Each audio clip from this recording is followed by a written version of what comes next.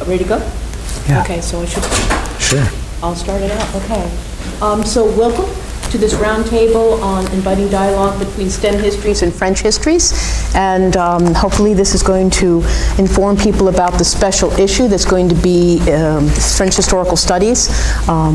The deadline is this August, and there's also an insert in the folder describing this special issue. So we put together this panel today.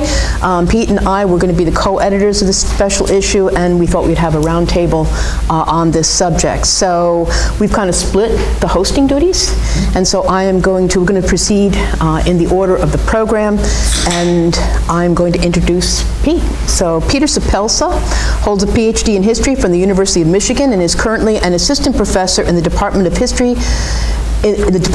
of Science, Technology, and Medicine at the University of Oklahoma. From 2010 to 2020, he was managing editor of Technology and Culture, and with Susan Moon, co-edited History of Technology, Critical Readings, 4 volumes, Bloomsbury, 2020. His research combines urban and environmental history with the history of technology to examine experiences of infrastructure. He is currently developing 2 books. The first examines, The Fragility of Urban Modernity, Living with Infrastructure in Paris, 1870 to 1914, examines politicized controversies about expanding transportation, sanitation, and housing infrastructures during the long arc of housemanization. The second, Losing the Global War on Rats, follows the failure of a, which is a great title, really, follows the failure of a worldwide campaign to eradicate rats for public health during the 3rd bubonic plague epidemic, 1890s to the 1950s, and highlights its hidden human harms. With April Shelford, he is co-editing an upcoming special issue of French Historical Studies focused on histories of science, technology, and medicine, scheduled for 2025. All right. Well, thanks for that introduction. And it's really a pleasure to be here. I'm excited for this special issue. Hopefully I can tell you a bit about why. When Carol Harrison invited April and me to guest edit this upcoming special issue, I was surprised to learn that it would be French Historical Studies' first ever issue focusing on histories of science, technology, and medicine. So this surprise ripened into historiography. I wondered why there hasn't been more dialogue between these 2 fields. We know the national culture of French scientific luminaries, from Descartes and Pascal to Curie and beyond. We know significant articles in STEM history that have been published in the journals of both of the 2 societies assembled here. Some may even know the distinctive French philosophy of science behind the historical epistemology of people like Gaston Bachelard, Georges Canguilhem, and Michel Foucault. French topics are prominent in the history of science society, and a number of colleagues in my home department in Oklahoma have been doing some recent bibliographic and data work to show that numerically. My own bibliographic searches found that France is much better represented in science studies than science is in French and Francophone studies. What's more, if you just search FHS, science appears almost twice as medicine or technology, and but half as much as staples of French history, such as terms related to Paris, terms related to Republican politics, the kind of things we expect from a French history journal. So after I did this very quick data work, I did a more traditional lit review, bilingual lit review of review essays, methodological pieces, and presidential addresses from 1987 to about 2020. Several scholars of France stood out, among them Bruno Latour, Dominique Pestre, Miriam Levin, Robert Fox, Ken Alder, and others, for advocating more dialogue between the 2 fields. And they built on places they found where French studies and STEM studies already intersected, but they also diagnosed problems that block dialogue among scholarly fields. And I want to turn, in most of my statement, to those problems. The first problem, although our society's roots are transatlantic and bilingual, we still faced institutional, cultural, and linguistic differences among France, Britain, the US, and the rest of the world. Many review essays that I read mention the importance of translations, the lack of translations, and even simple neglect of reading foreign work. Several sources mentioned the weak institutional footing of science studies and history of science in French universities, although that's somewhat dated. Those fields have grown a lot over the past 30 years. Luckily, because members of the two societies assembled here are used to operating internationally, I think the bigger obstacles for us are of a different type, and those are intellectual and disciplinary differences. So this second disciplinary or interdisciplinary problem breaks down into 4 separate issues that I found. The first issue is that the STEM studies archipelago, as I want to call it, contains lots of different islands. Each is its own interdisciplinary cluster with its own acronym. These include HPS, History and Philosophy of Science, SSK, the Sociology of Scientific Knowledge, SSS, Social Studies of Science, and STS, which either stands for Science, Technology, and Society or Science and Technology Studies. There is also Penn's History and Sociology of Science department, as well as input from even more fields. Robert Fox wanted to add to the list anthropology, literary theory, psychology, and economics. Lorraine Daston wanted to add political science and gender studies. And Ken Alder added biology, physics, and what he called specialty departments in the medical and professional schools. So as if that list wasn't long and busy and messy enough, including recent interdisciplinary blocks like the environmental, digital, or medical humanities truly muddies the water. And so I want to note that while that plurality can be really bewildering for scholars who seek a secure, stable disciplinary identity, it's pretty thrilling for scholars who are looking for interdisciplinary dialogue. And that fits the conference theme of Boundaries and Encounters. It also fits the mission of our special issue that's coming up in 2025. All right, so the second issue I want to flag is, it goes under the old heading of the two cultures. As C.P. Snow argued back in 1959, the division of the humanities often struggles to dialogue with the division of the sciences. This is not strictly an issue of interdisciplinary work, because the miscommunication is not between particular disciplines, but between blocks of disciplines, what universities might call divisions or colleges or other larger scale differences than disciplines. By contrast, you could say that art history and literary studies work together very easily because they're neighboring disciplines. What makes the STEM studies archipelago distinctive is our reaching across divisions rather than just combining neighboring disciplines. Paradoxically, as April reminded me, this makes STEM studies both a bridge between fields and a field of its own. But it also suggests some possible deeper institutional limits that have to do with the fate of the humanities today. And we can definitely spend more time talking about that in the Q&A. The third issue that I want to talk about is that history of science and science studies don't always mesh, partly because their history is disciplinary and STEM studies are interdisciplinary. Accordingly, some historians of science, for example, feel very torn between being in good standing with historians and being in good standing with STEM studies on the other side. For example, the post-war tradition of combining the history and philosophy of science, as in the HPS programs at Cambridge, at Indiana, or at Toronto, the work of Pierre Duhem and Alexandre Coiré in Paris. So while scholars in that field haven't always agreed about the proper roles of history and philosophy as partner disciplines, they all agree to the partnership. And that's important. Today, some say that HPS is in decline.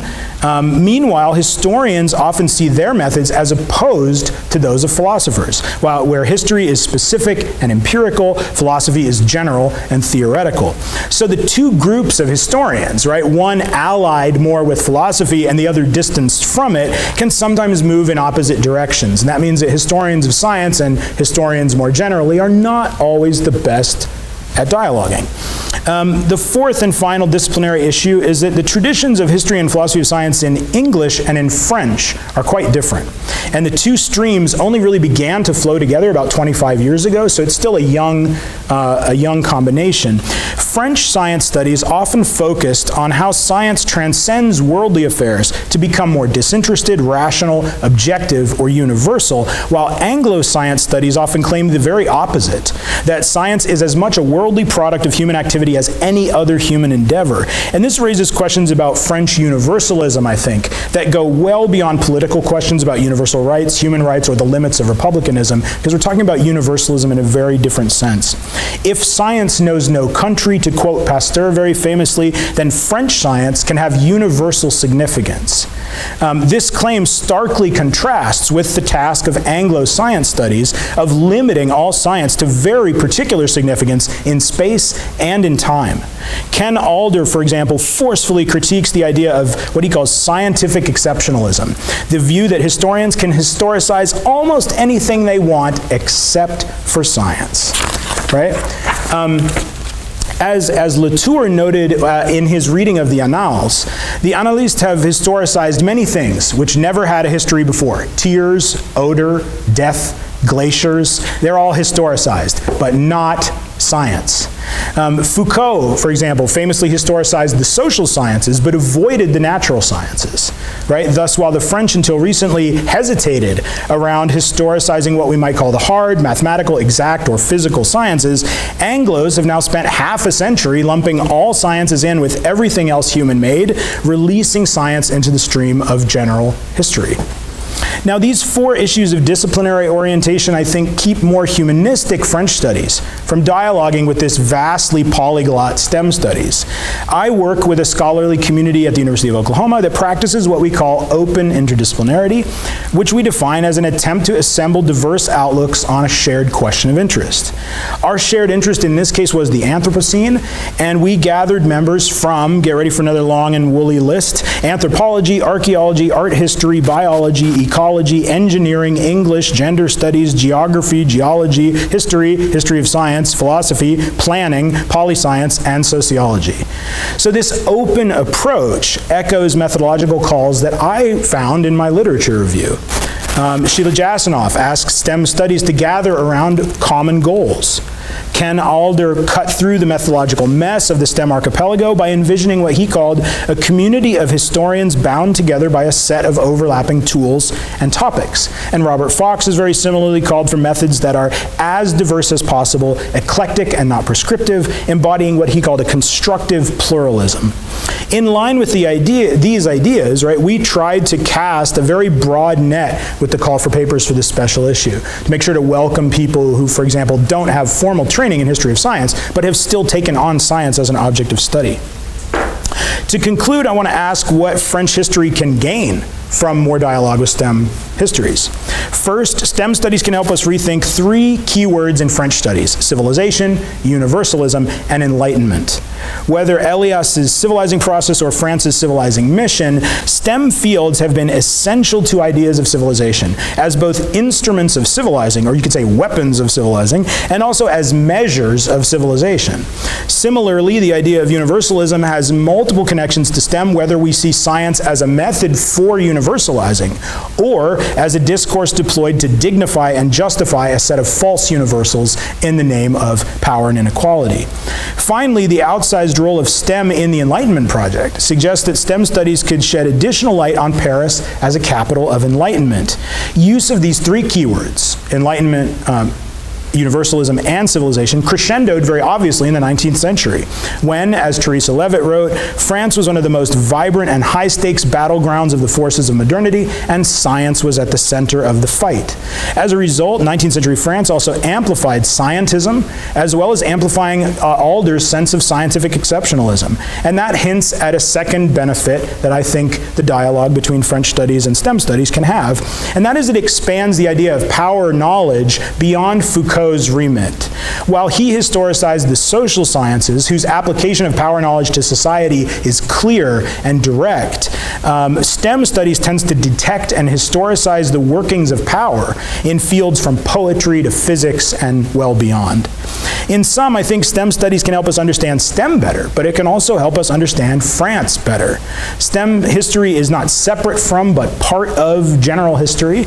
History of science is not a handmaiden to philosophy of science, nor is it a niche field with a sequestered readership, just as STEM practices are not outside of, but part of human society and history.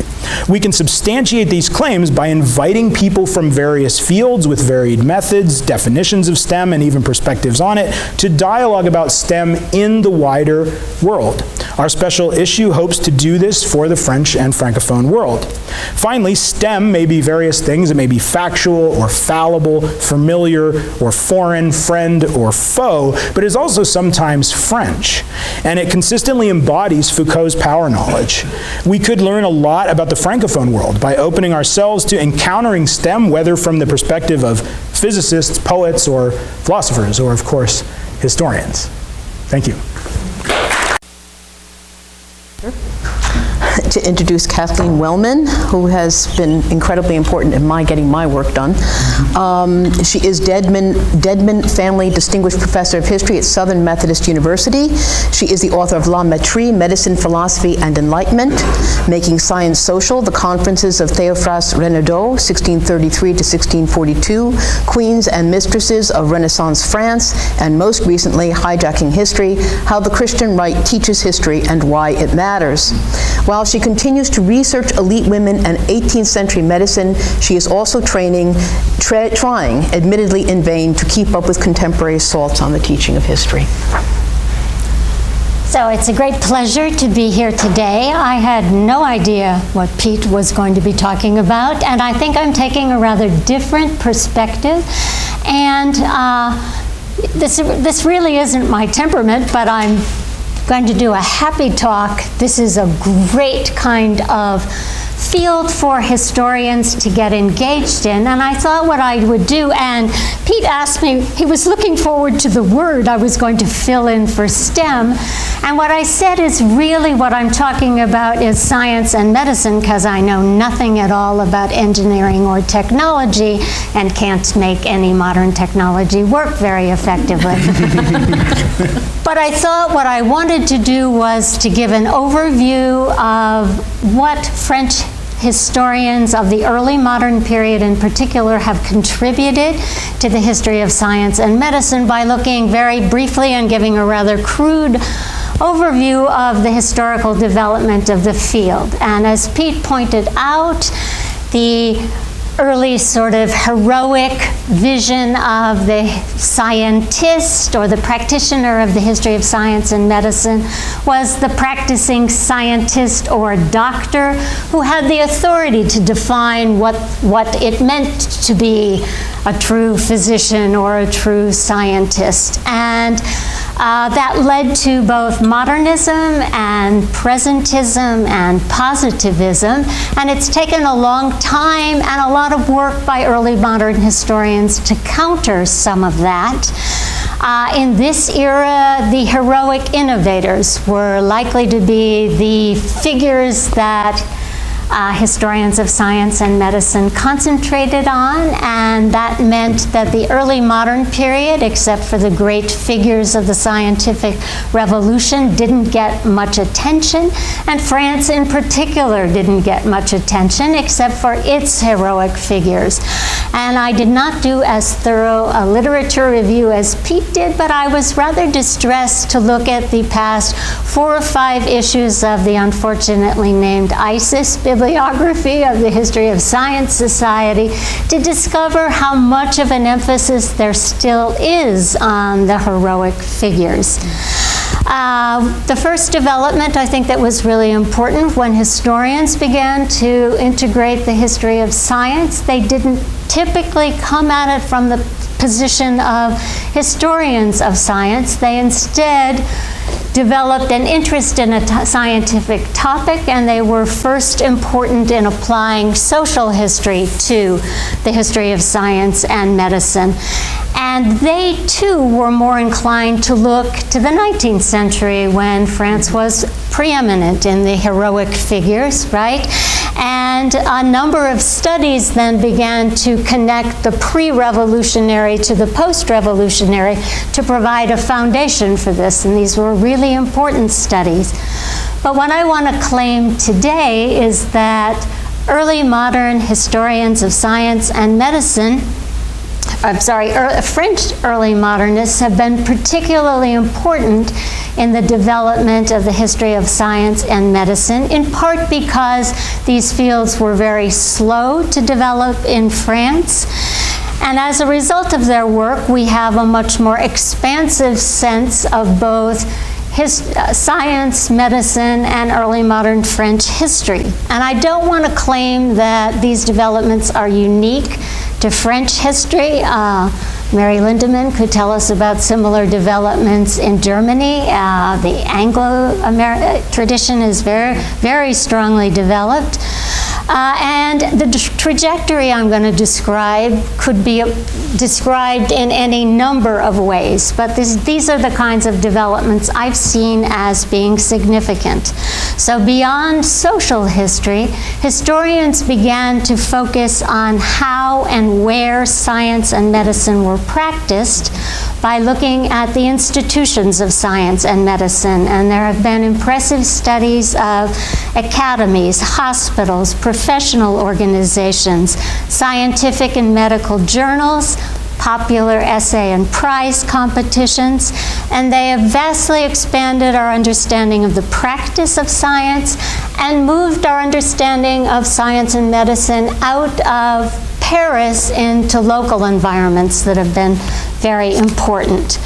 Early modernists were also particularly well poised to re-examine the intellectual terrain. They weren't restricted to integrating science and medicine within the Anglo-American philosophical tradition. They weren't restricted to a positivist narrative or to anachronistic 19th century understandings of science and scientists. Their work explored how early modern French men and women understood nature, and so they came to describe that understanding as ranging from mechanism to vitalism to materialism to sensibility. They also investigated really unconventional understandings of nature that more conventionally trained historians of science and medicine would not have accepted as either, from mesmerism to Paracelsianism to phlogiston theory and a whole host of other things. They also explored science and medicine as popular enthusiasms, from anatomical demonstrations to ballooning to fireworks to the King's Menagerie, among other examples. Their work challenged any notion of science and medicine as divorced from or remote from the surrounding culture. So they have, for example, studied science in relation to the crown, the poor, specific cities, specific regions. Early modernists were also well positioned to explore our understanding of the who of science and medicine, from looking at canonical 18th century figures in terms of their scientific work as opposed to their political or literary work, figures such as even Voltaire and Diderot, for example. They've also begun to discover women scientists and medical practitioners, much in the way that our understanding of the Italian Renaissance has suddenly discovered a host of female artists and authors that we didn't know about. They've also expanded the notion of science and medicine from the narrowly professional to those who challenged or contested hierarchies, from surgeons to midwives to outright charlatans. And they have included the personal and the professional contexts of the lives of scientific practitioners to inform the practice of medicine and science. And they've seen those practices as both familial and collaborative. And the explorer, investigator, experimenter might well be, as some recent work reveals, not the lone male genius, but perhaps instead the intrepid woman who's stowed away, or a scientist whose work was advanced by his fully engaged and deeply competent spouse. The work of historians has been important in recognizing the wide range of people, literary figures, journalists, philosophers, and laymen of all kinds who engaged with scientific and medical issues, as well as the thorough penetration of medical and scientific concerns within the culture of early modern France, as they became ever more central to the understanding of human beings and their relationship to nature and society. So in sum, I would argue that the work of early modern French historians not to be too self-congratulatory of those of us on this panel, this work has significantly expanded the content and context of science and medicine and greatly enriched our understanding of early modern France. And there have been important, more current developments. The history of science and medicine have been allied intensely with literary studies, so many of our literary colleagues now consider such topics at the MLA and ASEX, for instance.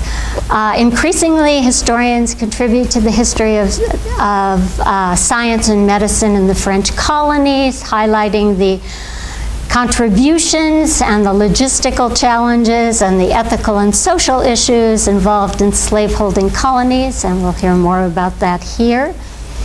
The work of early modernists raises questions with implications for contemporary scientific and medical practice, most obviously and most recently addressing early modern responses to inoculation, quarantine, even masking, and other public health issues, policies, and responses to plagues and epidemics. We can surely expect a greater emphasis in research from early modernists on environmental issues and responses to climate change in the past. Finally, I thought it was worth pointing out that there are a number of modernist panel topics, scientific and medical, at this conference, but there are also some intriguing early modernist sessions and papers that you might like to attend, and I thought I would give you an idea of some of the richness of the kind of work we can expect to see from early modern French historians, and they include the emotions and the enlightened physician in Saint-Domingue, Malades et Blessés, French hospitalized soldiers, Birds and Empire, Migratory Nature and Sedentary Frenchmen, and Albino's Degeneration and the Creole Pride in Saint-Domingue, among other topics that are available at this conference. And so I think we should be very encouraged about the role that early modern French historians have played in science and medicine, and that it remains an important contribution to the field. So, thank you.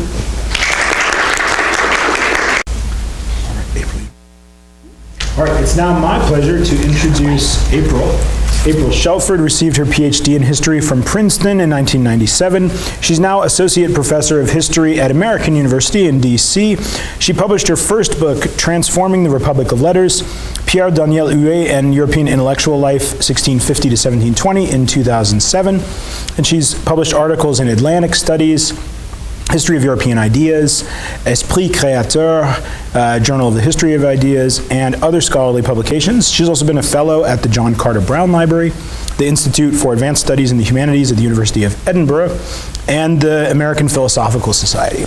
Her second book, A Caribbean Enlightenment, Intellectual Life in the British and French Colonial Worlds, 1750 to 1792, will be published by Cambridge University Press in the fall.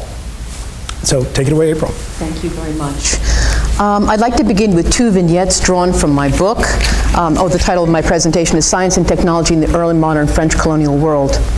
So two vignettes drawn from my book. First, in 1767, Saint-Domingue's Affiche Américaine invited readers to debate what is the effect of lime on sugar processing.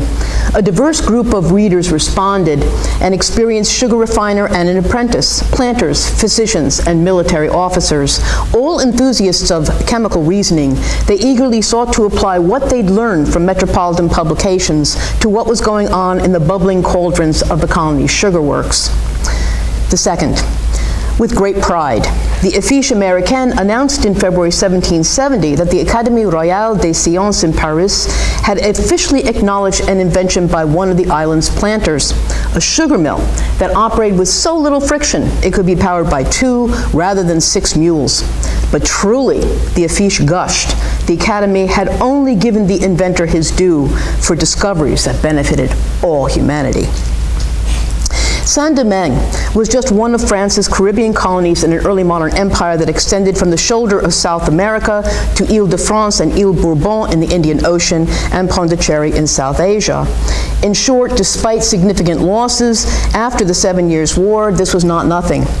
Here I want to briefly survey the status of scholarship on French colonial science in the early modern period and address why knowing the entangled histories of science, technology, and early modern colonialism matters.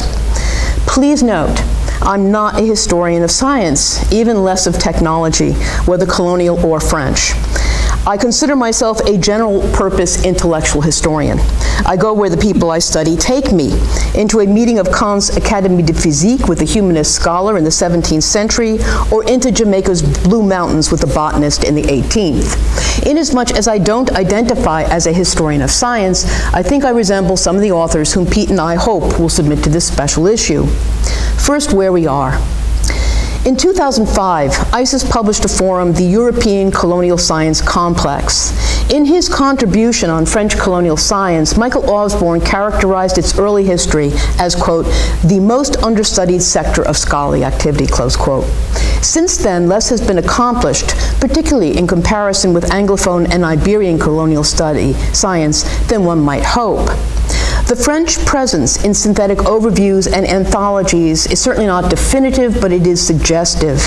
For example, we find very little about French colonial science before the Revolution in the Routledge Handbook of Science and Empire, 2021. Osborne contributed to this volume too.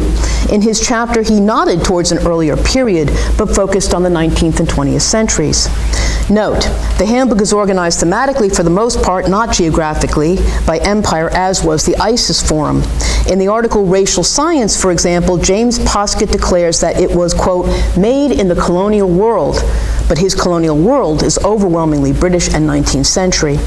In Natural History Collections and Empire, Andreas Weber's discussion encompasses more empires, specifically the Dutch, but also focuses on the 19th century. Even in anthologies more focused on early modern science, especially natural history, the French showing is relatively modest. The editors of Empires of Knowledge, scientific networks in the early modern world, clearly had to make difficult choices in putting together this volume, which is admirably capacious both chronologically and geographically. Nevertheless, of 15 articles, 2 center on British efforts and none exclusively on the French, though Londa Schiebinger includes some French material in the Atlantic Medical World Complex. A review of the contents of 15 journals, French language journals, English language journals, some history of science, technology, some more general, at French historical studies, where one might expect to see articles on pre-revolutionary French colonial science yields meager results between 2017 and the present. Now, I want to underscore that it's not like there's nothing there. Okay, there are things there, and they're very good. But if it is an archipelago where there's a lot of distance between the islands, I found. Indeed, it appears that a lot of the scholarly territory pioneered by scholars such as Londa Schiebinger, Anne Maspari, Marie-Noël Bruguet, James McClellan, and Richard Grove remains open. In contrast, the Anglophone and the Iberian presence are much more robust. It's telling, for example, that works on the Iberian Atlantic far outweigh those in the French. In the bibliography of Le Monde Atlantique, François Rigaud's contribution to the first volume of Histoire des sciences et des savoirs, 2015. Rigaud makes a fitting end to my brief survey as he co-authored with James McClellan, The Colonial Machine, French Science and Overseas Expansion in the Old Regime, 2011. Its sheer size suggests just how much more could be said about early modern French colonial science. It contains nearly 500 pages of text, a nearly 70-page biographical index, a bibliography of 20 pages of contemporary published sources, and footnotes referencing archival sources in the French National and Colonial Archives, the Museum of Natural History, and the Academy of Science in Paris, amongst others. In short, if you're going to do work in this field, you go here, okay? Because it's just a remarkable book. There have been significant criticisms of the colonial machine. It has been faulted for positing a top-down model of colonial science that overestimated its efficacy and that ignored local circumstances, including the contributions of the indigenous and the enslaved. In 2015, for example, Carol Davids continued to find the colonial machine a useful heuristic, though stressed the importance of other machines engaged in knowledge productions, such as the commercial and the religious. And he offered an alternative self-organization in which knowledge flowed from below through numerous interactions among individual components. Overall, these criticisms have been productive, and they resonate with the call for new histories that transcend national boundaries and embrace a more diverse set of historical actors. Combining the opinions of two scholars speaking in the imperial and Atlantic world, this requires, and this is my kind of pushing together these two ideas, a refocusing of our studies from the metropole to specific local contexts to create interwoven, open, diverse, hybrid accounts situated at the convergence of Europe, Asia, Africa, and America. Now, this is a very tall order, to say the least. So here I want to move to a few topics that I'd like to suggest in early modern French colonial science that might be more fully developed or addressed, and conclude with why it matters. The suggestions I offer here aren't exhaustive. Indeed, they're not even my complete wish list. They're inspired by my research for these remarks, my personal experiencing turning pages in French archives as I settled on the topics for my book, as well as what I learned, especially of the British side of colonial science in the course of that project. Yet while these suggestions are chronologically and geographically limited to my own research areas, my survey of journal literature in particular suggests that they apply to other areas of the early modern French Empire too. First, explore more completely the interplay of French colonial and metropolitan views in the origins of racism and racial science during the early modern period. While not an ignored topic, there remain metropolitan publications and archival materials by colonial medical specialists, for example, that are understudied. Such materials also suggest intersectional approaches, as Megan Roberts' recent work presented in online seminars the past couple of years shows. 2, determine what doing science was and what it meant to French colonists. Both of my vignettes point in this direction. In addition to colonial practices, colonist doing science and technology also illumines complex issues of colonial identity formation, from social status to notions of citizenship, intellectual friendship to creolization. And in fact, I'm going to talk a little bit about that tomorrow morning, so if you're up at 8. 3, follow that doctor or colonial official or Jesuit priest or botanist gardener. There's some rich work in this area already. What's striking is just how real living and thinking globally became to folks like these as they move from colony to colony. That mobility makes them ideal organizing principles and limiting factors for larger stories grounded in local contexts. 4, dig into agriculture. In 2018, a roundtable in agricultural history noted with approval the intersection between the history of science and agricultural history. In 2015, 4 articles in an ISIS forum connected history of science, technology, and economics. In my own research, and the research of others, work by Caribbean agriculturalists connects the dots between agriculture, science, technology, and political economy. Commodities and technological innovations can be tracked through and between empires to tell larger histories as well. 5th and last, beware the overdetermined and be open to surprise. For example, the art historian Beth Fowkes-Tobin recently wrote how critical we are of the material practices of Enlightenment natural history as naively empiricist, as part of an imperialist project, and as engaged in commoditization of the natural world, close quote. And she does not argue with that. Yet in a sensitive study, A Naturalist Illustrations of Insects, she asks whether these techniques of observation and description, quote, also provided a way of being in and with the natural world that was not driven by the extractive and exploitive systems of global capital, and from which even we, in our ravaged world, might learn. And this, beyond the intrinsic interest, and it is intrinsically interesting, is why French colonial science in the early modern world matters. It connects with our world, addressing burning questions and vexed legacies that we continue to struggle with today. Most obviously, race and slavery, gender and identity. It raises issues of environmental and medical impacts, from deforestation to insect infestations to the spread of disease and the convergence and consequences of technological innovation, commercial agriculture, and global capitalism. Yet, as it illuminates the rise and movement of powerful forces let loose by human beings and hardly contained by them, it is also about human beings, their aspirations and anxieties, and the inevitably contingent. My engagement with aspects of early modern British and French colonial science began nearly 25 years ago in the library of the University of the West Indies in Jamaica, where I was a visiting professor. I was reading through the journals of Thomas Thistlewood. If you know anything about the British Caribbean, you have run into Thomas Thistlewood.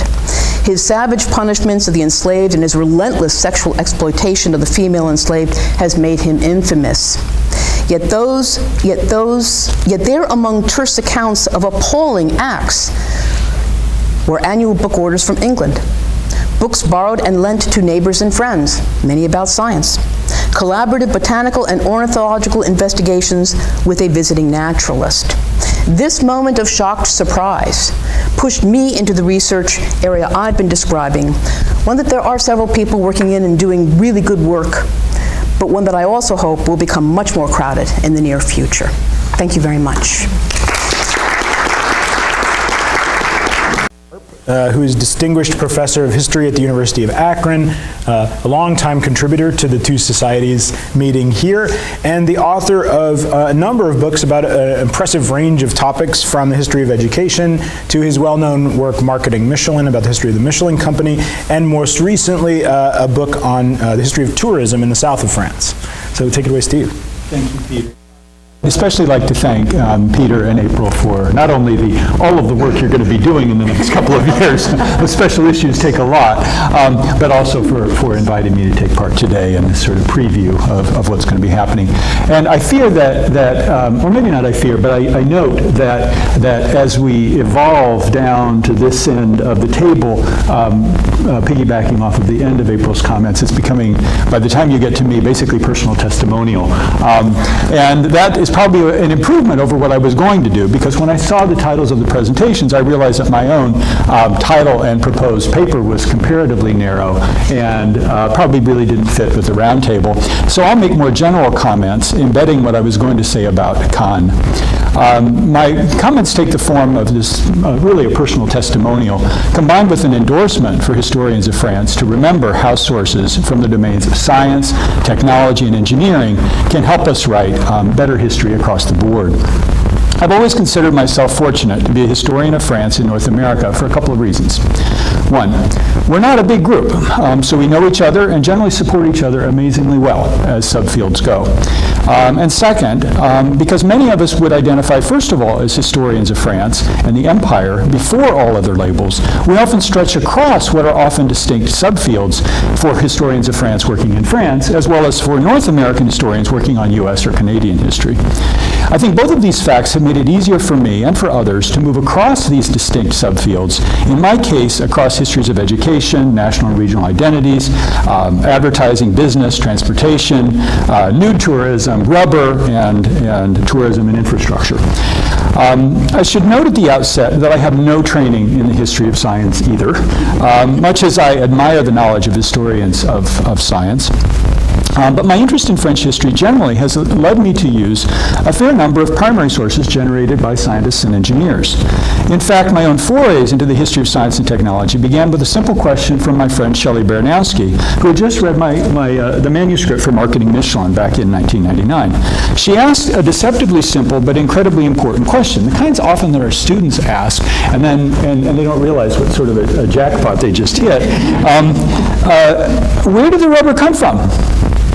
Pretty simple when you've written a book about a rubber company. And I barely had a decent answer. Even in the Michelin book, the finished form of it, while I considered automobilism, it was mostly as cultural history with cultural and corporate sources. I barely thought about the commodity chain. But Shelley's question and various versions of it have nagged me ever since. I answered Shelley's precise question by writing a world history of rubber, a little thing for teaching purposes.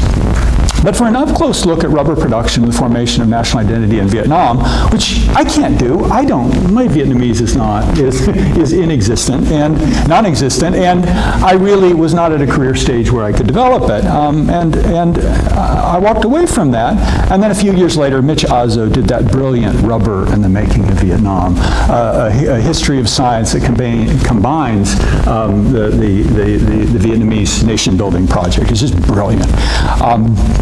As for the general thrust of Shelley's question, that is, what underlay the history of tourism and cultural history generally, I frankly am still working on that. Most recently, I published The Riviera Exposed, what I call an eco-history of post-World War tourism and North African labor. I've long been an admirer of what we might call the enviro-technical history, including such books as Gabrielle Hecht's Radiance of France, Sarah Pritchard's Confluence, the Technology and Remaking of the Rhone, Chandra Mukherjee's Impossible Engineering, Technology and the Territoriality on the Canal du Midi, and that work in early modern history is just, again, absolutely fabulous. And now of Xavier Daumalin and Isabelle Schwab's edited volume, Les Calanques industriels de Marseille et leur pollution. In my own case, I wanted to probe the grime, especially the labor and environmental impact that underlay the glamour, the so-called glamour of the Riviera. The book ended up as one part tourism history, one part environmental history, one part labor history, and one part the history of North Africans' experience in the region. I can only hope that I successfully pulled off a work that crosses so many distinct subfields. As you can imagine, I spent years reading engineers and scientists' reports, as well as rather technical journal and newspaper articles about potable water and sewers, water pollution, excavations for building materials in the riverbeds of the Var and the Paillon rivers, the engraissement, literally the fattening up of beaches, the building of marinas, of artificial beaches, that's their terminology, not just mine, the building of the Nice airport into the riverbed of the Var and the Mediterranean Sea, the building of local roads, and the construction of France's first post-war autoroute. I ended up writing a very different kind of history of tourism than I had in my Michelin book or my book Au Naturel, one that considers in detail the impact on the place and the people who did the actual construction of tourist infrastructure in post-war France. Impossible without using scientific and technical documentation. I have tons of general observations, but I'll limit myself to just a few today. First, after reading about technologies, I also needed visuals to understand the 20th century technologies in question. And for the early 20th century, we don't really have anything quite like the encyclopedia. But thank God for Google and for the fact that people are still selling replacement parts for sewage systems that were developed in the early 20th century. As the images, not text, it's the images that allowed me to put together the technologies in the way that I might have used the plates of the encyclopédie if I were a 18th. Second, I was left with a sense that we need to spend more time framing the 20th century, not only as the age of oil, which I think is increasingly becoming the way that we would talk about it, but also the century of cement, along the lines of Gabrielle Lee's Stanford dissertation on concrete.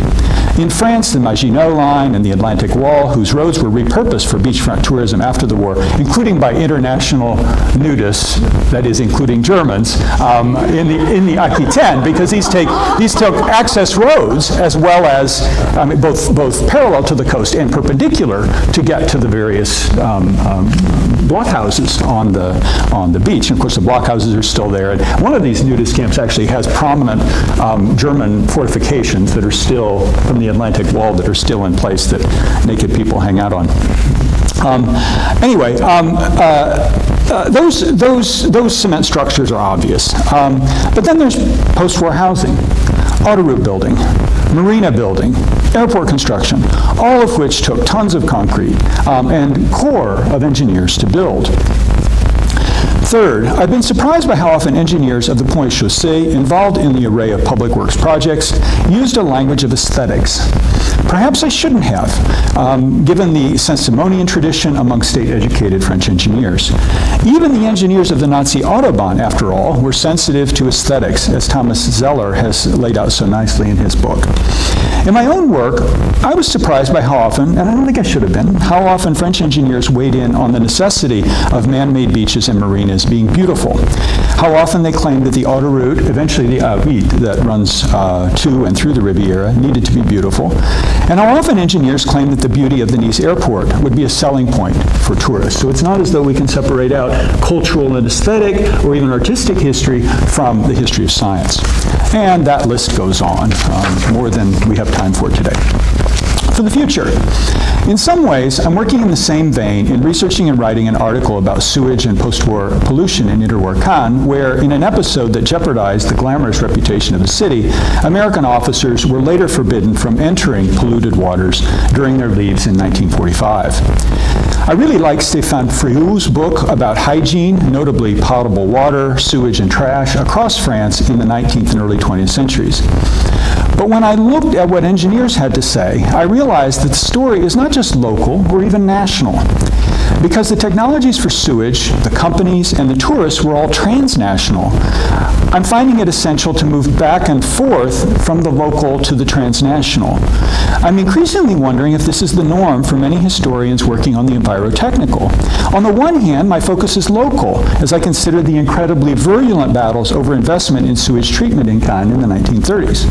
Close reading of newspapers, engineers' reports, and court cases seem critical for understanding the broader issues at stake, but they are also amazingly parochial. I need to keep coming up for air.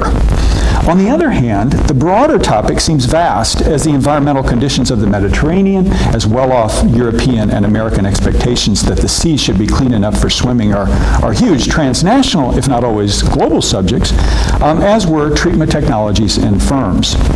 When I go broad, I feel that I need to regularly stop and drill down so the article does not spin out of control. I believe this sense of rapidly panning out and zooming in may be as strong or stronger than I've had when I've been working on other subjects. I also think my future scholarship will benefit greatly from more attention to scientific, technological, and engineering sources, as I think my next book will be an eco-biography of Alsace-Lorraine, a place in the historiography that has been hitherto dominated, especially in the Anglophone world, by political and cultural histories focused on questions of regional and national identity, as you'd expect. In fact, I think this might make a very good case study for considering the environmental history of modern Western Europe. And I see Mark Cioc's, I hope I'm pronouncing that right, C-I-O-C, Cioc, okay, thank you, Eco-Biography of the Rhine, and the essays in the recent Krakow and Eco-Biography as offering me some assists. In closing, I want to applaud the editors once again for launching this special issue of French Historical Studies. It seems that there is a certain way that Anglophones, I think, tend to view France that often reinforces pre-existing assumptions about the country. In my scholarship, I'm trying to dig deeper in order to examine technological and environmental changes of the modern era, and I think STEM sources will prove critical to that endeavor. Don't get me wrong. I love La Douce France as much as anyone, but I often wonder how much of what lies beneath it has been obscured by the sources usually preferred by historians. In short, I suspect that more work in the history of STEM, including the sources generated by scientists and engineers, will allow us to do better French history than we might have. Thanks. That's better.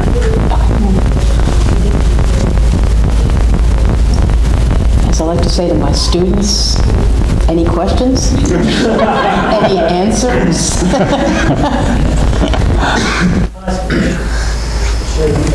Yeah, because then that way you'll be on the recording. Whoa. But Steve will not. But Steve, yeah. Thank you for the papers. I'm Matt Messer from West Virginia University, and since yesterday was the feast of Jean de Brébeuf, I thought I'd ask a question about the Jesuits since they came up in this paper. This is just a question out of ignorance, but it strikes me that a lot of those Jesuits in New France, for example, were engaging in a kind of history of social science or anthropology, and so I just wondered, is there a literature on the 17th century Jesuits, whether in New France or elsewhere, as social scientists, or that has made its way into the field of the history of STEM? Okay, I can only give a partial answer to that, but I'll give...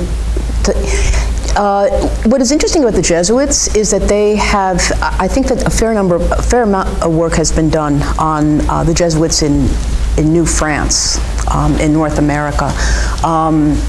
And there's been a tremendous amount of work that's been done about the Jesuits in China. And there's been a lot of work in Iberian early modern science on Portuguese and Spanish Jesuits. What is interesting, and I gave a paper on this, I don't even want to remember how many years ago, is there hasn't been a lot of attention paid to Caribbean Jesuits. And that's a pretty impressive and important group. And yes, I would say they were very interested in natural history, and they did a lot of work on plants. You always find that kind of stuff, and also kind of these ethnological and anthropological notes. And what I think is nice about some of this work, a lot of it's in manuscript, okay, and a lot of it's in the Museum of Natural History in Paris, as well as other places, but that's where I've seen some of these things. A lot of it's published because they had the memoir and they were publishing this material. And so it has been one of my my dreams to get back to that and kind of look at the materials of Jesuits who were publishing on the Caribbean, and of course the Caribbean writ large, okay? It's not the Caribbean as we think of it, it's also the Caribbean of Cayenne, that shoulder of South America, and also into Louisiana and Florida as well. So that's my take on it, but I'm not good on the bibliography, especially of North America, but I think that there's been a fair amount of work that's been done on that. Yeah, it's really rich. It's great stuff. I would add that although every monastic order does science, science is part of being a monk no matter what order you're from, the Jesuits outshine everybody else in that way, and for better or for worse, right? Because they show us the brutality of science, the genius of science, all of it. And I'm a modernist, and so I don't know the early modern literature in the same detail as many of my co-panelists here, but I can tell you that as a professor in a history of science, technology, and medicine department who shepherds students through the history of science, the number of times a week I hear the word Jesuit is outstanding. We are constantly talking about the Jesuits, and they dominate early modern science. So while it's not my field, I can't avoid it, and that shows you how important it is.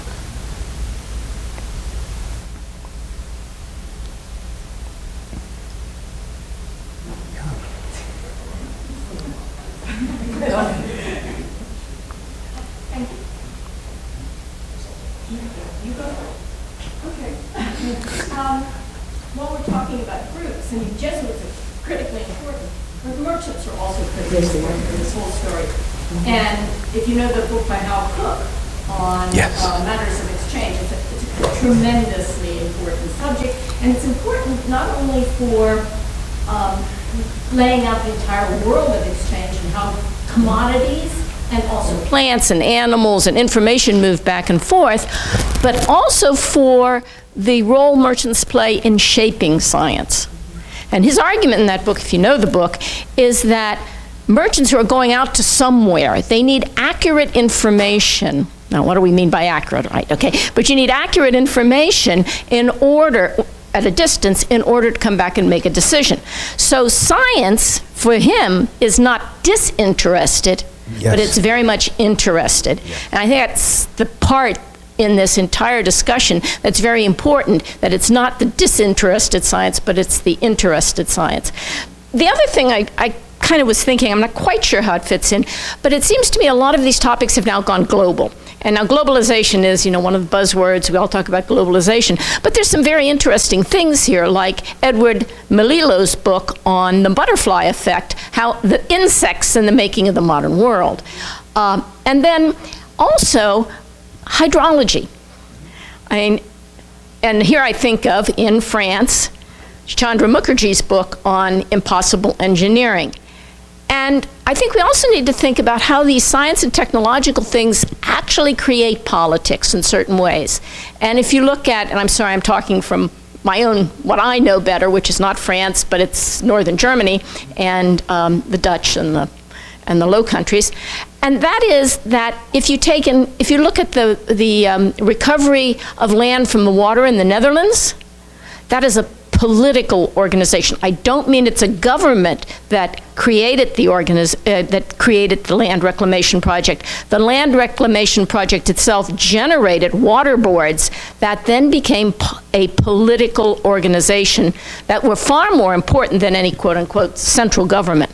So, you know, I think you have to, I think we've been, if you look at a wonderful book like David Blackbourne's book on the Rhine and talks about a top-down problem with channelizing the Rhine and remaking these rivers. It's also, if you look at what people are doing with waters in their backyards, you also see the creation of a different kind of politics. Oops, sorry.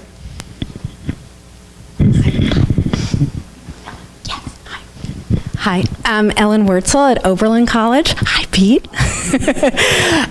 So I had a question that I'm not sure if sort of Steve, you kind of mentioned at the end, the idea that sort of engineers and working with scientists now can reshape our history of France.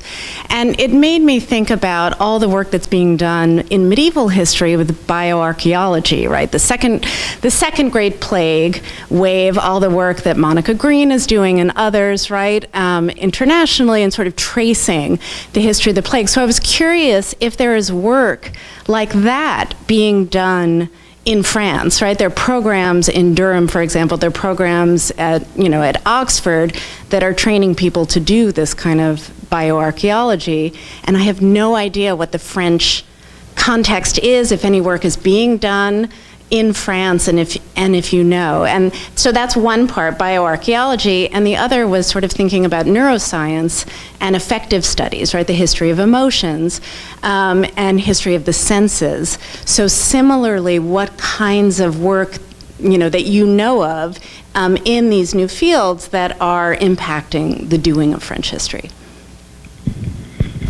It's a great question.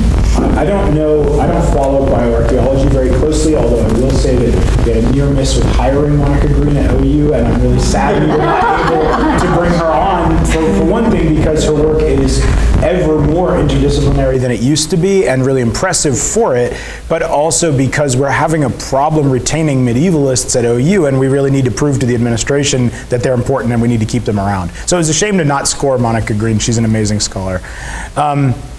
But the question about affect really interests me because I've recently published a book chapter about theory of affect and using it to interpret infrastructure, which shows my vast overlaps with Steve's interests. And I think while I don't take a neuroscientific approach to thinking about infrastructure, so I don't actually use physical information about brains to decide how our experiences play out, I do think it's incredibly important for the sake of grooming bottom-up rather than top-down histories to talk more about experience. And that can be sensory experience, it can be emotional experience. And affect theory is, as I said earlier today in another panel, affect theory is funny because it brings together sensory history and the history of emotions under one umbrella, which is controversial. That is, some affect theorists talk about affect and exclude emotion from the definition of affect, saying it's only effective if you don't have a word for it. If you can't put it into language, if you can't put it in a simple, tidy, cognitive way. And therefore, if you have a word for an emotion like happy, sad, angry, and so on, those are already linguistic categories and therefore not part of that strict definition of affect. There's also, though, broader affect studies that do include emotion under the umbrella of affect. And I like those better because I think bringing together sensory history and emotional history makes real sense. They work well together. And I always use the pun feeling and feelings. That is, you want to talk about your emotional feelings, but they share something very, I think, important with your sensory feeling, right? So I was talking about feeling and feelings as a way to keep them together, because I'm not convinced by, say, non-representational theory or any of these other approaches to exclude language and emotion from affect. I think it's better to keep affect broad myself. So thanks for the question. I can't ask, I'm not answering your question, so it's like I'm running for political office. I'm going to answer, I'm going to piggyback off of Peter's and pretend that I'm answering your question. But it occurred to me that and I could be just way off base, I'm not an early modernist, but a lot of this is a function, because we're historians, of sources.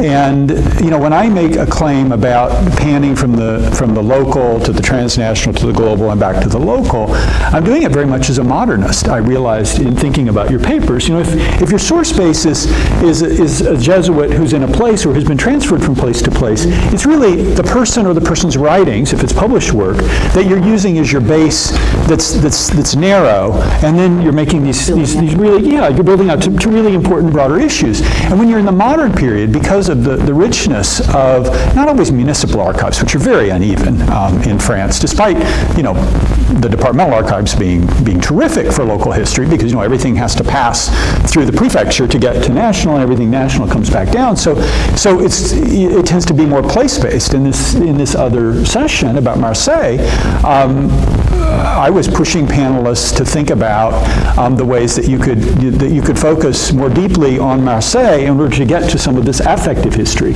Because if you really want to dig into what people say they're feeling, the published literature looking at France as a whole becomes very unwieldy.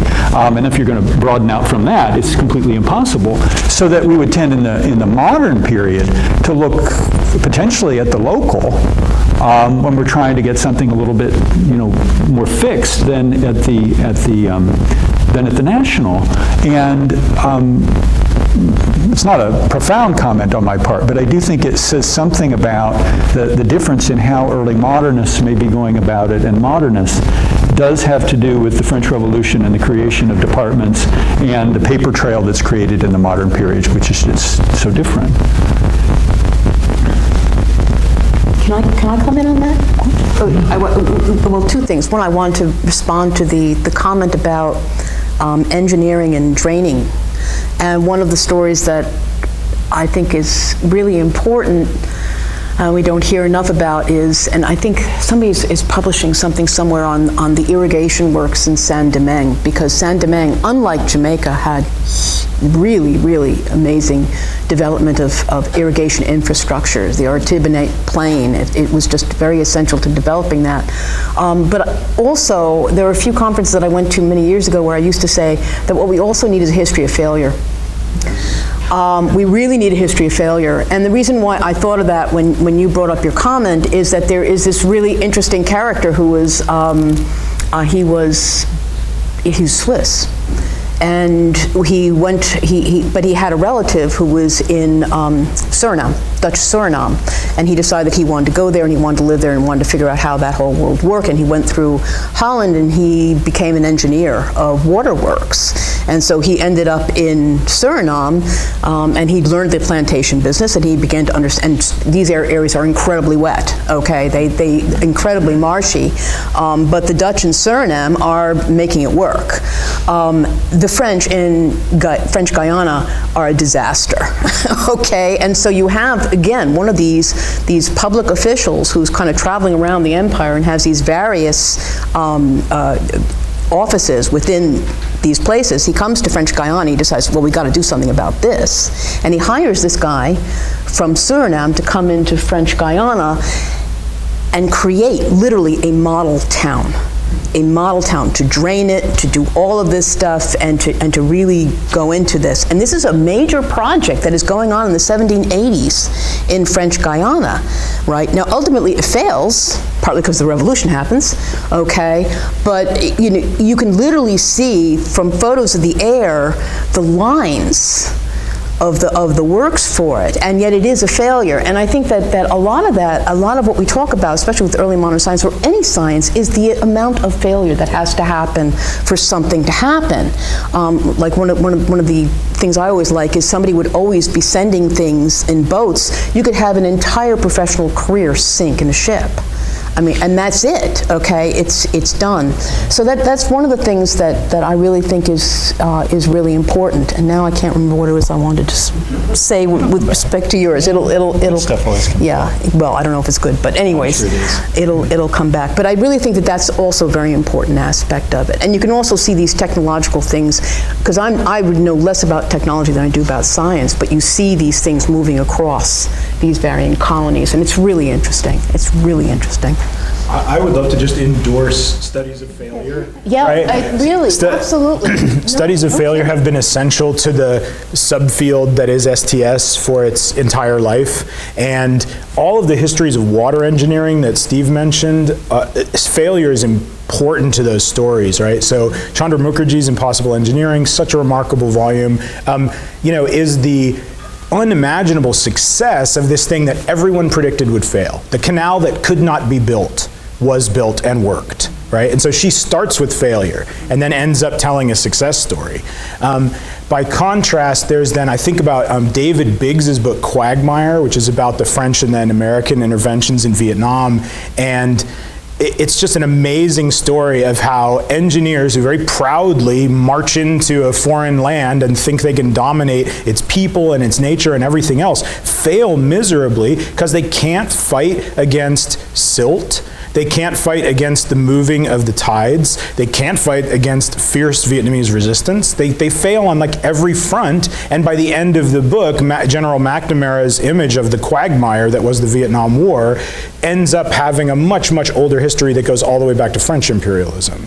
And so I think failure is great as a topic for, seriously, I could write histories of things failing like for the rest of my career, without a doubt. I'm going to suggest you change the focus of your volume to Histories of Failure, because obviously you've got great possibilities, right?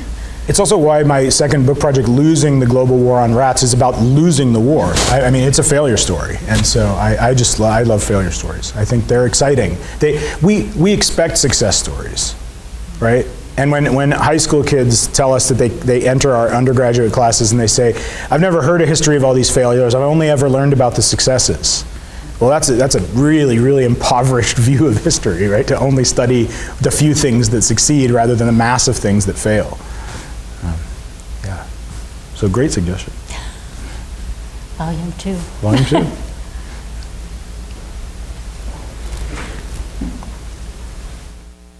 He had something to say about that.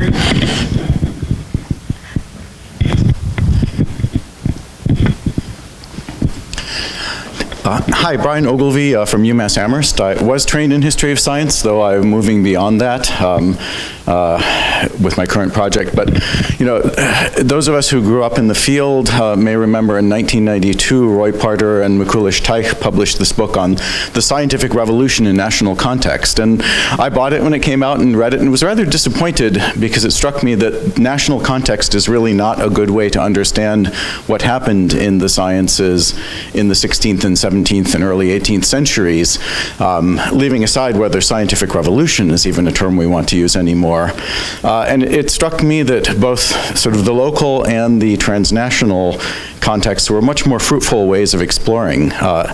And I liked in particular April's suggestion to follow people. Where do they go? Who do they interact with?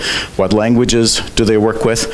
And so my question is sort of a pragmatic question for the editors. How are you going to be approaching the fact that much of what we call science, technology, technoscience, engineering, medicine is transnational, not just in the period before the formation of nation states, but even afterwards? How does that square with a special issue of French historical studies that looks at histories of STEM? Are you looking for case studies that are primarily French, Francophone? One of the people I'm working on right now is Charles de Heer, who is a Swedish naturalist raised in Utrecht, who was a great admirer of Réaumur and continued his Mémoire pour servir à l'histoire des insectes in French in 8 volumes, one more than Réaumur managed to publish. So, is he a French figure in that sense because he writes in French and is influenced by the French? What are the boundaries and how do you keep this an issue of French historical studies that, the editors of the journal to one of whom I'm married, want to see, as a contribution to the history of France as well as to histories of STEM. I'm not touching it. Well, that's It's a great question, fantastic yeah. question. Yeah, it and is. obviously we can do nothing as editors with the title of the journal, or the historical remit of the journal. Like that's going to remain where it is no matter what. But I think you've already pointed to the ways that we're willing to entertain stories and case studies that attach France to the wider world. That fits with the mission of the journal. The journal has really adopted French imperial and colonial work as important. It's really adopted French transnational work as important. It's adopted, local stories too. So as long as you can either be French or Francophone, which is the way we framed the CFP, then you're in range. And I think while it is a very important question, we can't change the title of the journal. We can just be ecumenical about who we invite to come to the journal. Yeah, and just to say something at a very pragmatic level, we can always be contacted. Somebody can always write to us, and we've had several people write to us and say, what do you think? Does this make sense? Would you like to see this? And so that is, very pragmatic aspect of it, but that's also really important.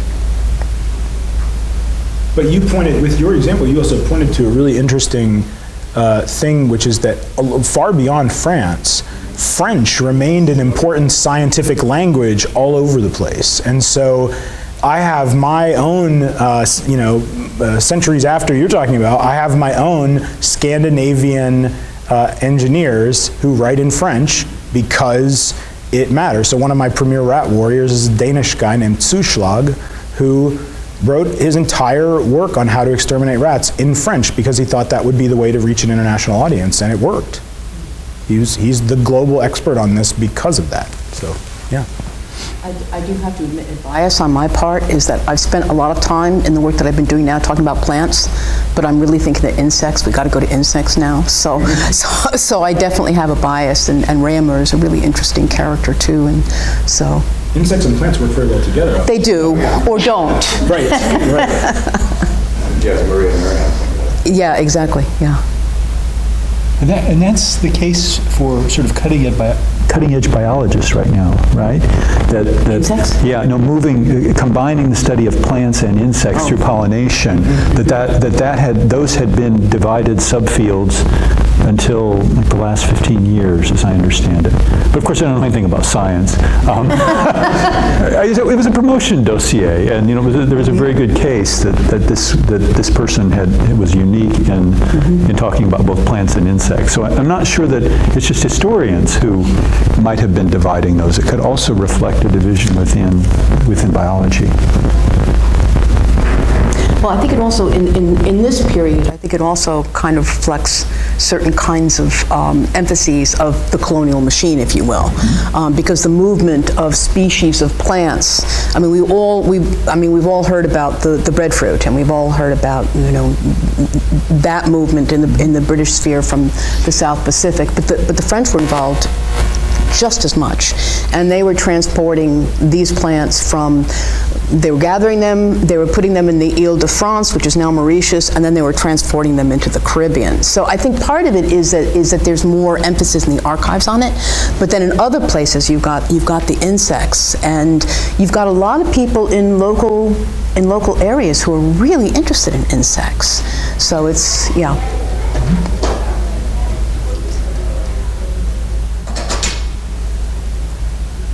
I wonder if there are any other questions, comments? Thoughts? Even really practical stuff about the special issue is fine. I've been wondering how to phrase this because it feels like such a basic question, and like many of you, like many people have said, I'm not a historian of technology, science or medicine. Is there anything that you think is distinctive about the approach to these questions in French history, in the history of France, in the history of the Francophone world? But I was thinking about what Steve said about engineers having a particular preoccupation with making things look beautiful. And I wondered if you get that elsewhere. And I don't know, having been to like Heathrow Airport very recently, I don't think anyone had any kind of preoccupation with making that look beautiful. But is there anything kind of particular or distinctive about France when we're thinking through the lens of science, technology, and medicine? I wonder whether there are, at least for the early modern period, claims of French rationalism around science and medicine that are distinctive. They may not hold up well, but it seems to me that's something that's almost always a given in every text. That there's a sense amongst the kind of the agents and the people that you're talking about that what they're doing is distinctive in a particular way. I also think that early modern trend of thinking about rationalism as a hallmark of French work, especially when thinking about Descartes, right, is remarkably long-lived, because the philosophy of science that I talked about at the outset of my statement, the historical epistemology tradition in France, is really convinced that what makes science unique is its rationality. And so that French focus on rationalism stretches all the way from 1650 to 1950, like very durably. And that's interesting. That speaks to a kind of national tradition that's worth saying something about. I'd like to add also for the period that I've focused on most is that I don't really think that there has been enough attention devoted to really some of the different institutional organizations of science on the British side and on the French side, and how those translate into what happens in the field. Because, I mean, I've done a little bit of digging around in the British Society. I've done some digging around the Academy of Sciences and some of the provincial academies in France. And there is a way in which I think that the institutional frameworks in which these two countries do develop science are different and have an impact on what's happening in the field. But I can't really say anything more about that. It's more of an institution that I've never really been able to follow through on. But the fact that the Royal Science, at least on its face, is much more open, whereas some of the French institutions are much more closed. You know, there are real differences here. But I haven't worked it out. But I think that matters. I think it's a difference that matters ultimately. And then on the subject of aesthetics, when Kathleen first said rationalism, I thought, yeah, and that's different from aesthetics. And then all of a sudden I realized, no, absolutely not, it isn't. And so this is the great thing about the question and answer period, is one can be completely speculative, you know, and there are no footnotes. But when I think about the contrast always made between the French garden and the English garden, with the French garden, you know, being that hyper-controlled thing you all know, or I think about how tourist guidebooks, and probably the engineers who built them, though I haven't looked into it, describe the size and the spectacular of railway bridges in the 19th century. I see continuities with how autoroutes and the so-called objet d'art, which, you know, I would call an overpass. You know, there are very practical words in English, but they're objet d'art, and nice little bretelles, you know, when you want to get off, and then the other language that they use about how beautiful it is. I think I'm speculating, there could be some lines of continuity that certainly don't create a false binary between the rational, the rationalized, and the aesthetic. That in fact there's an aesthetic of the rational. If I can piggyback on that, let's not forget the story of the Eiffel Tower controversy, right? That the fact that this was obviously a railway engineer repurposing his construction techniques for the bridge spans that Steve was just talking about, and basically taking the two arcs of a bridge, multiplying them so there are 4 arcs, and then putting the 4 arcs together standing up. It's like you cut apart a railway bridge and just made it stand up, right? And it was so controversial for that reason, because a monument was not supposed to be, a monument wasn't supposed to show its infrastructural guts. It was supposed to be clad in stone in a neoclassical form, because that's what monumental aesthetics was, right? And so the Eiffel Tower controversy itself is so good for bringing out these connections between aesthetics and rationalization, and how engineers actually do care about aesthetics, but they may have a different aesthetic than some other people do. And so that object as like overdone as it is, right? As overdetermined as it is in French studies that you say Eiffel Tower at some point. It's really a great object to think with as we think about aesthetics and engineering and rationality and all the rest of it. Well, I can't help but think of the train station that became the Musée d'Orsay. There you go. Yeah.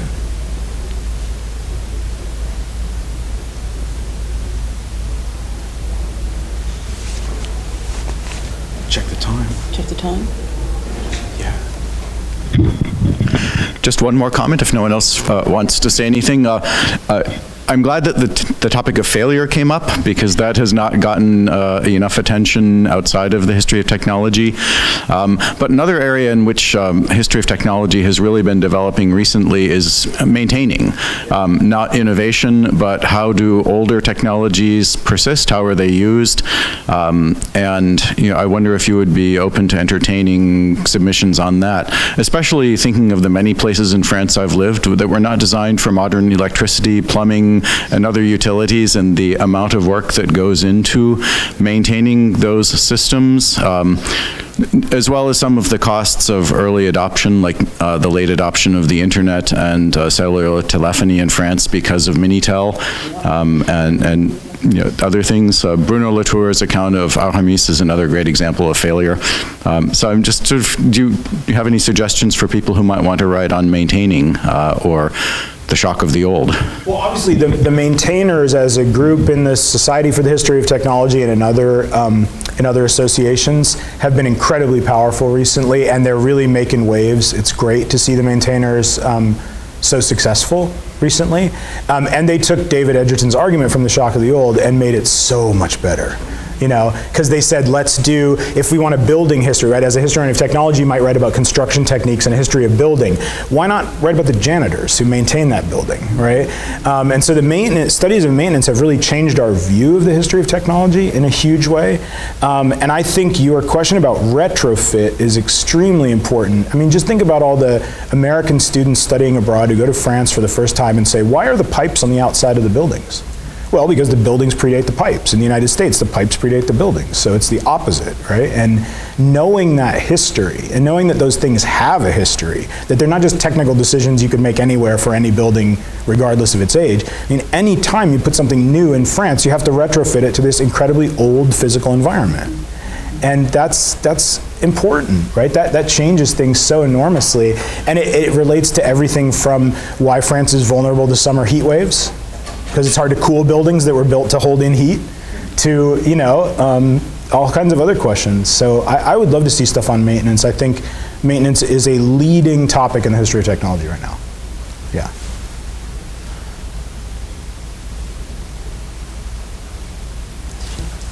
One more. Yeah, we got to get you the mic.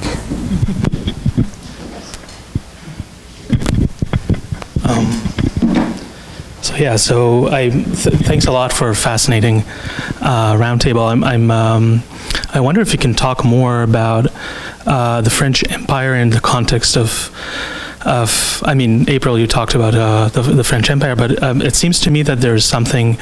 I'm particularly curious about the uniqueness, because this is piggybacking on the question of the uniqueness of France and whether or not there is something unique about the French Empire itself in relation to science, because it seems to me that the French lost their empire gradually and more rapidly during the 18th century, but yet the aspirations remained very high for science in general, and perhaps also for science in a colonial context. I was wondering if you can talk more about the uniqueness of the French Empire in... Oh, I think that's a great question, and I don't really think that I can answer it. I mean, I worked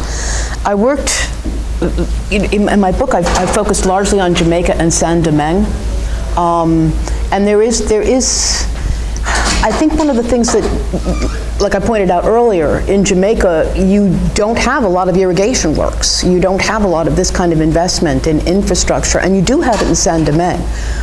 So I think that, and I'm not sure exactly why that is the way it is, and I don't know if, we can kind of ramp that up.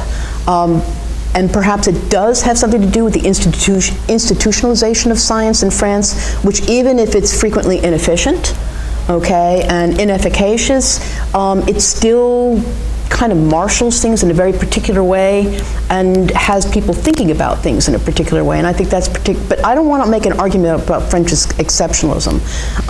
I don't have any basis on which to make that kind of claim, but I think it's a question worth asking and trying to figure out an answer.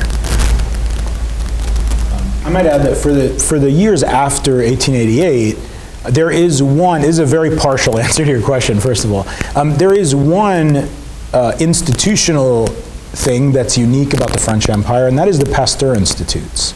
The fact that medical research, biotechnology, and related stuff was actually built into an institutional structure that, you know, like the Messagerie Maritime that did naval stuff on French behalf, but wasn't actually part of the French government, right? It was a shipping corporation that was kind of hooked to the empire and had to work together with it. Similarly, the Pasteur Institute is an independent organization. It's not actually a government organization, although it has some government support and sponsorship. And it has this very odd quality of not only being placed in French colonies, where there always has to be a Pasteur Institute, right? But also in all these other places that are not French colonies, Brazil, St. Petersburg, right? And so there's a way that there is something sort of distinctive there. I think it's genuinely French imperial. I hesitate to call it the French state in a narrow sense, because it's not. It's a private institution. But I think there is something distinctive there. You don't see the other empires setting down, you know, massive public health research organizations in every one of their colonies and in allied spaces for diplomatic reasons. That's somewhat special. So that's a very partial answer to your question. But it's something I can point to that relates to what you're looking for, you know?